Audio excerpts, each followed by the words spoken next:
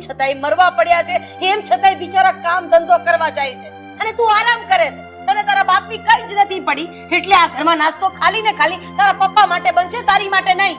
બીમાર છે ને, આ બીમાર છે તો શું થઈ ગયું?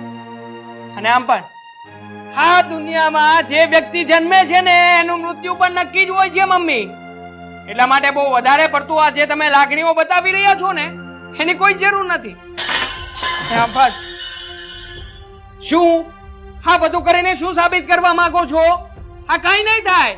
અને મારા પપ્પા છે ને કાલે મરવાના હોય ને એના બદલે આજે ભલે મરી જતા. અરે નાલાયક, નપાવટ, જરાક તો શરમ કર. દીકરાના નામ ઉપર કલંક છો, કલંક તું.